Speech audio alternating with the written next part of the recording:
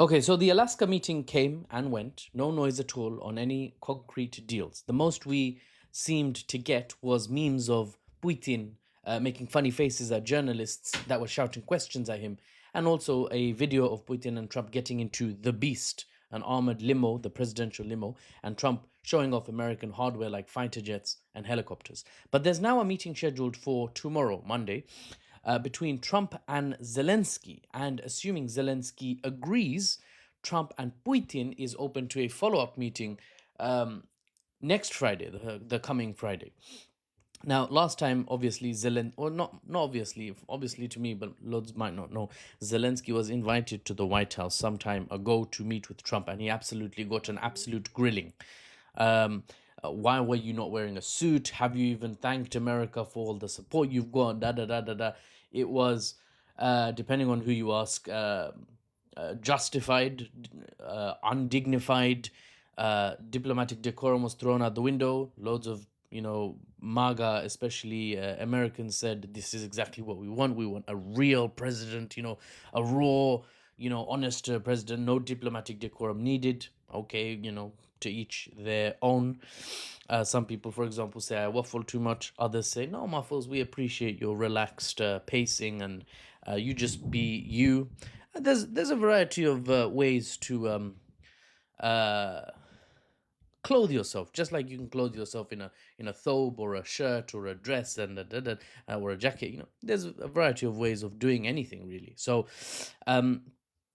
why am I talking about this? Well, Zelensky this time around is going to have backup. He's going to bring all his friends to face the bully that he sees as Trump and Trump's America.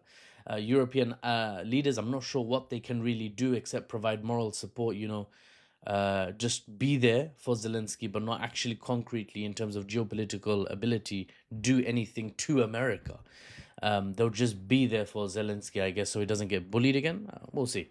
Now, that's the news, and I've already dipped into the analysis and my waffling commentary. Here's the expanded analysis and waffling commentary. Now, before I carry on, I'm considering Upscrolled. I'm not sure if you guys have come across that. Probably some of you have. Upscrolled is a new Instagram, TikTok type app, and it's being built or has been built already.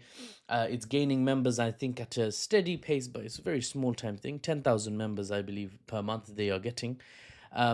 It's an app that promises no shadow banning and algorithmic manipulation and censorship, which would be good for the content I basically do because it gets suppressed a lot of the time. So let me know what you think about Upscrolled. Look it up on the store.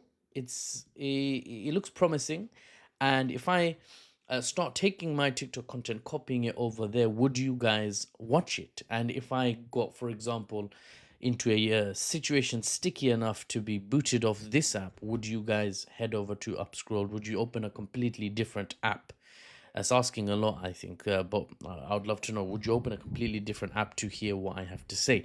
There I might have the ability to provide unfettered, unbiased geopolitical analysis without the Western spin, without upsetting, former IDF social media managers or whatever. Let me know. Now, Trump and Putin, coming back to the topic, by my assessment, did make agreements in Alaska, just not public ones, for what happens afterwards to Ukraine. They basically had a chat. My analytical assessment is Putin told Trump the reality. He said, look, I'm not just going to leave because that's geostrategically not suitable for Russia. But, and Putin, I think, made this clear, Russia is not an enemy of America. You guys, I can see you guys already on your way out of Western Europe. You don't want to support Western Europe in another war. You have China to worry about. So I understand. So we don't have to be enemies. Da. You basically, Russia gets land, America gets mineral wealth, and Ukraine gets the glory for what that is worth. That's the summary, basically. So Putin is positioning Russia probably in talks with Trump as potentially a nation you can cooperate with no downsides, except that Western Europe would be unhappy, but you don't care about them. You're America, America first, right? Um, you know, that's probably how it went, but that leads to no public announcement, not yet. Uh, but now Trump needs to call, the adults have talked at the table. Now Trump needs to call back the kid, sit him at the adults table, maybe in one of those raised chairs for kids, so that he can actually reach the table, and then say, listen, Volodymyr, listen, Zelensky, my boy. I had a talk with Putin. I am going to give it to you straight. You don't have any cards left. You've got no cards. I told you this when you came to my house, the White House, a few months ago. You don't have the cards, so give it up. Give it up. Give up the four oblasts and get your ceasefire, right? Now, how Zelensky will respond to that sort of framing, if that is what ends up happening, this is just my analytical assessment. I've been right about these things before, but nothing's guaranteed, nothing's perfect. These are humans involved. You can't really predict with 100% accuracy, as our good Professor Jiang on Predictive History talked about. I definitely want to do some YouTube stuff about this book series, Foundation. There's an Apple TV series as well. It definitely deviates from the story, but I read that book and it really unlocked a level of fiction enjoyment that I've never had, maybe since Harry Potter and the Game of Thrones books, A Song of Ice and Fire, in terms of fiction.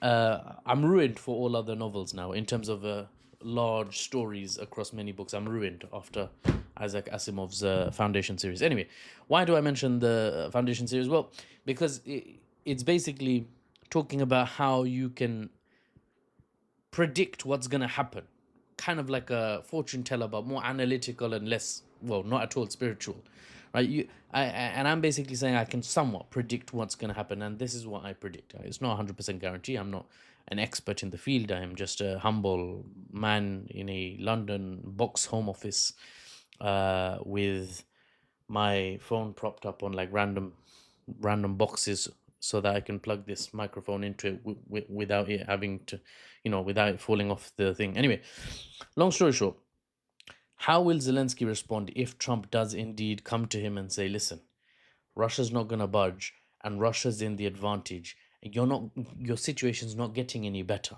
It's not getting any better now, hasn't for the last couple of years. It's unlikely if you carry on. You're just losing your manpower. You're just keeping your country in a hollowed out wartime situation where they can't really do much. Investment's going to be almost zero. Now, unless you want to just keep siphoning money into some private account in some other country, Zelensky, unless that's your only objective, you don't really care about your people. If you do care about your people, get a peace deal, mate. That's what I think Trump will come to Zelensky with. You see, another geopolitical point I want to make: America wins either way. If there's no peace, Trump has already got Western Europe to pay for the weapons that America continues to ship to Ukraine. So American defense contractors make good money. A win for Trump. But if Ukraine agrees to peace on Russian terms, gives up the four southern oblasts, Donetsk, Luhansk, Zaporizhzhia, Kherson, officially gives them up in some capacity, Trump wins even more, right? Because he can then claim to have ended the war himself and go sniffing for that Nobel Peace Prize that he loves so much, and that Bibi Netanyahu, whatever his name is, recommended that Trump gets. And this is speculation, this part I'm about to say. I believe Putin in Alaska told Trump, listen, Donny boy, he didn't say it like that, but he says, if Russia gets the four southern oblasts, we will give American companies the right to mine there. You will exploit it. You will extract it. We'll benefit because we own the land now. It will be Russian, but you will make a killing, right? You'll make very good deals, and you will be able to secure rare earth elements that will benefit you because you want to try and move away from over reliance on China. So Russia can play this in that way. That would be a good deal for both great power or great regional power nations. We have rare earth elements. You could do much good with it, but you're gonna have to help us secure a peace and take control officially of this territory, the southern oblasts. Now, if that idea was put into Trump's head in Alaska, he will push for peace to cash in for America, because access to rare earth elements is fast becoming critical in the Cold War that's slowly but surely ramping up between the US and China. And right on schedule. I wrote this this set of notes, this script basically earlier in the day. And right on schedule, Trump on Truth Social, he posted basically ex Twitter, but Trump's one. He posted saying, we don't want a ceasefire. America's position, my position as Donald Trump is, we don't want a ceasefire in Ukraine. We want to go straight to a peace deal, which is basically what I just gave you as my analytical assessment. Now the question is, how will Trump get Zelensky to agree to give up his four southern oblasts, his four southern provinces? Because even without the US, Zelensky has backing from Western Europe, who want to use Ukraine as a speed bump to slow down Russia. I mean, support the brave warriors of Ukraine defending their sovereign nation. It's going to be hard, I think, to convince Zelensky that this is the way forward, because Western Europe continues to dangle aid in front of Zelensky, not to help him win the war, because that's not possible. Ask anyone who's even pro-Ukrainian. Do you think you can push Russia back to Russia's borders, get complete control of Ukraine back? They'll say, yeah, now that's a bit of a reach. Well, then what are you fighting for? What are you fighting for, right? As one of my commenters, one of you guys on my earlier videos said, the summary of what's going to end up the reality is minerals for the United States, land for Russia, and glory for Ukraine. They're going to just look good, and their fallen soldiers are going to be, showered with praise and remembered fondly and all that. Well, personally, I don't think glory for the sake of it and for no actual other tangible benefit is worth it. I definitely would not recommend sending the sons of the nation I support or live in or was born in or I'm a citizen of. I definitely would not support just sending them to their deaths so that a geopolitical game is continues to be played, where Western Europe uses my country as a sort of state-sized human shield. No, I'm not for that life, but to each their own. I'm just giving you the analysis. You can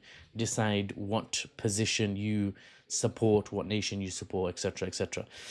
But that's what each side is getting. Russia's getting land, or is trying to. America is getting mineral resources if they can make a deal with Russia, or they're trying to get that deal. And Ukraine gets the glory, which they already have, and that's basically all they're gonna get. Whether that's a good thing or bad thing depends on who you ask. Now, if Zelensky doesn't agree to Trump's primer, Trump basically on, tomorrow preparing him, saying, listen, you're going to have to give up something. It's not looking good.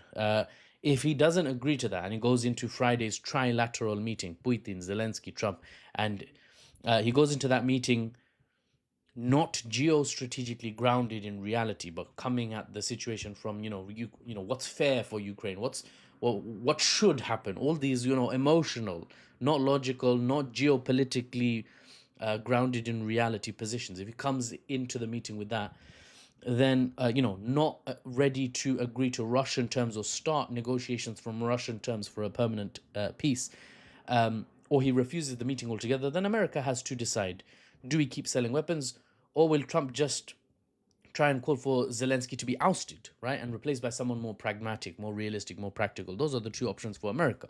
And Russia will have options for themselves as well. They will have to decide whether to maintain this attritional war stance they currently have, or do they actually commit more resources, more blood and treasure, more manpower and more military equipment, and actually make pushes and try to break straight through the Ukrainian lines. And if they make that push, for example, the sacrifice is unlikely to be deemed worth it in terms of manpower and military equipment that will have to be exhausted, unless they make a bigger win than just the four southern oblasts. So I expect if Russia makes the decision, we're going to switch from attritional to genuinely an assault capable advance, then they're going to aim for oblasts like Kharkiv as well in the northeast, like Mykolaiv and Odessa in the southwest. They might decide to take everything east of the Dnipro River, leaving Kiev, the Ukrainian capital currently, on the new border. There's a lot of options. I'll cover the comprehensive geopolitical analysis. For example, there's been a lot of waffling in this video, but in about 20 minutes, you've got a comprehensive assessment, at least from myself, if you trust what I say. And I haven't seen a single news source that will give you what I just gave you. So if you value it, there you go. And I will see you, hopefully, for the next one. For the unbiased news and analysis without the Western spin, I'm Mahfouz. It's been a pleasure. It continues to be a pleasure. and I'll see you on the next one. Don't forget to support me with the liking and the bookmarking and letting me know if Upscrolled is something you would consider using to ingest my news as opposed to TikTok, or in addition to TikTok as a potential sort of redundancy method. Redundancy meaning, you know, if one goes down, if a source becomes unavailable for some reason, you can reach me in other places. This is what I'm most comfortable doing. I don't really like trying to optimize and make a hook for you guys and edit, because I'm too busy learning and researching and then bringing you the news. I've got like 5 different things I want to cover. Do I make 5 to 7 videos a day about various topics, and then you can go and you can see at the end of every day, oh, this is what Mahfouz has put out today. I want to watch this one. I want to watch this one. Maybe the others I'm not particularly interested. Do you want that, or do you want just 3 really catchy edited videos that are more likely to go viral and is SEO optimized and blah blah blah blah? You know, I'm not sure that's my style. So let me know what you think. Anyway, I'll see you on the next one.